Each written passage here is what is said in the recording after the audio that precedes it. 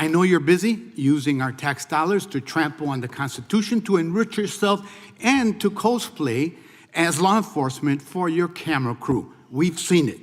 You've led the campaign of terror by masked armed criminals in my district. Chuy García came out swinging at Kristi Noem, accusing DHS of lying about deadly encounters involving American citizens. He confronted her with video evidence, demanded yes or no answers, and then delivered one brutal verdict: Noem should resign or face impeachment. Go with the gentleman from Illinois is recognized. Thank you, Chairman and Secretary Noem. I'm glad that you finally made it here. I know you're busy using our tax dollars to trample on the Constitution, to enrich yourself, and to cosplay as law enforcement for your camera crew. We've seen it. You've led the campaign of terror by masked armed criminals in my district in Chicagoland and around the country. You celebrate the murder of American citizens with the same enthusiasm that you showed when you killed your own puppy. You symbolize the cruelty, corruption, and incompetence of this administration and the Republican go-alongs. Your thugs at DHS brutalize the American people, and you lie and smear victims to cover up these crimes. Let's talk about two examples in my district. On September 12th, an ICE agent murdered Silverio Villegas Gonzalez, who had just dropped off his kids at school as he tried to leave a traffic stop. I said the officer sustained, quote unquote, severe injuries.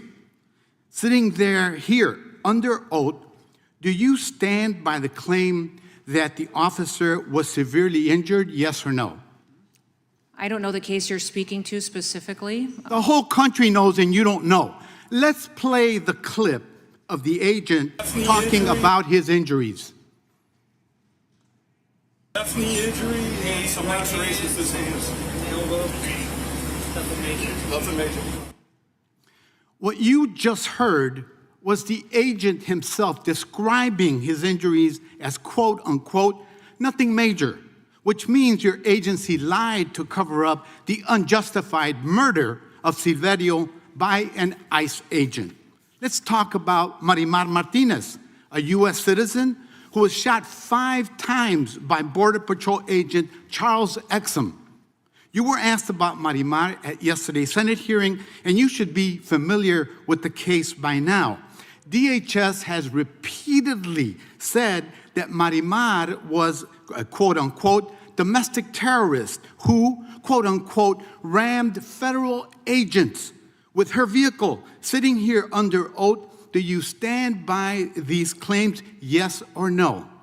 Congressman, we've seen a 3,000% increase in. Do you stand by the claims? You've had an opportunity to look into the case, yes or no? We have a changing situation on the ground all yes the time. Yes or no? You're familiar with the case. It was brought up yesterday.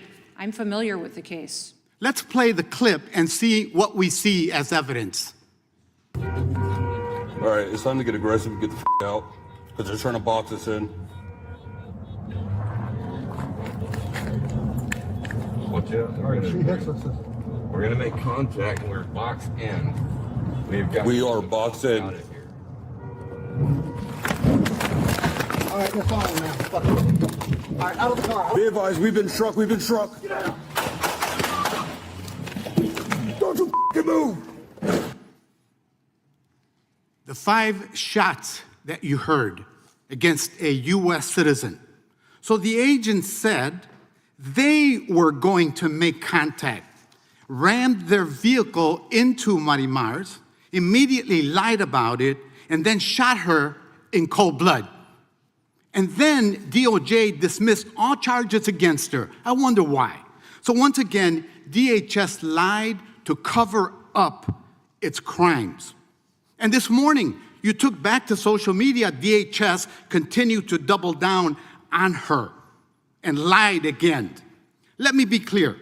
You are a disgrace to this nation, and you should resign or face impeachment. And every crime, including the murder of Silverio Villegas Gonzalez and of Marimar, must be fully investigated and prosecuted. But while you are, to borrow a phrase, the worst of DHS secretaries, the agency has been rogue and lawless since its inception in 2002. It was set up to expand surveillance and undermine civil rights by falsely labeling immigrants and protesters as terrorists, as we just saw. That's exactly what it's doing, and exactly why DHS must be dismantled and the immigration system must be rebuilt from the bottom up. That's why Americans all over believe that this agency has gone too far. Mr. Chairman, before I yield back, I request unanimous consent to submit for the record this Fox interview article dated February 5th, 2026, entitled "More Than Half the Voters Think That DHS Secretary Kristi Noem Should Be Removed." And with that, I yield back. Without objection, Madam Secretary, I have one more, then we'll have to take a break for votes, and we'll come back for a few more members to ask their questions. Gentleman from North Carolina is recognized. Representative Chuy García delivered one of the most aggressive confrontations of the hearing when he challenged Homeland Security Secretary Kristi Noem over the conduct of federal immigration agents and DHS's public statements about deadly encounters. García opened without wasting time. He accused Noem and the Department of Homeland Security of abusing taxpayer resources, undermining constitutional rights, and using highly produced law enforcement appearances to promote the administration's message. But instead of leaving those accusations general, García moved quickly to specific cases. The first involved Silvio Vigas Gonzalez, whom García said had just dropped his children off at school before an encounter with an ICE agent. García challenged Noem over DHS's characterization of the injuries allegedly sustained by the federal agent. Noem said she wasn't familiar with the specific case. That response immediately frustrated García. He pointed out that the case had received widespread attention and then introduced video of the agent discussing his own injuries. García argued that the footage contradicted the more severe description previously presented by DHS. His larger argument was that the public deserves accurate information when federal agents use deadly force, especially when the government's own account is being challenged by evidence from the scene. García then moved to another case involving Miramar Martinez, a U.S. citizen who was shot multiple times during an encounter with Border Patrol agents. Again, García demanded a simple answer from Noem. Did she stand by DHS's description of Martinez as a domestic terrorist who had rammed federal agents with her vehicle? Noem attempted to broaden the discussion toward broader immigration statistics, but García repeatedly brought her back to the specific question. Yes or no? He then played audio from the encounter.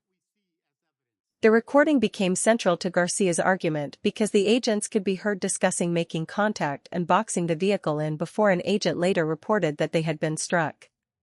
García argued that this sequence contradicted the government's characterization of what happened. He also pointed to the fact that the Justice Department ultimately dismissed the charges against Martinez, using that development to question DHS's original public narrative. From García's perspective, the issue went beyond two individual cases. He argued that DHS has increasingly relied on aggressive rhetoric to characterize people involved in confrontations with federal agents, while the public is left to determine what actually happened after reviewing videos and other evidence. That led to the most explosive moment of his remarks. García told Noem directly that she was a disgrace to this nation and called on her to resign or face impeachment. He then argued that the deaths and shootings he referenced deserved full investigation and prosecution. García wasn't finished. He described Noem as the worst of the worst among DHS secretaries and broadened his criticism to the department itself, arguing that DHS has become too powerful and has threatened civil liberties. He ultimately called for the department to be dismantled and for America's immigration system to be rebuilt. Before yielding his time, García entered polling information into the congressional record concerning public support for removing Noem from office. The exchange was significant because García didn't simply criticize the administration's immigration policies.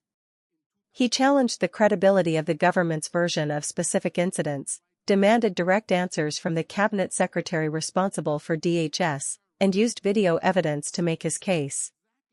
For Garcia, the central question was accountability. When federal agents use force against civilians, who is responsible for making sure the public receives the truth?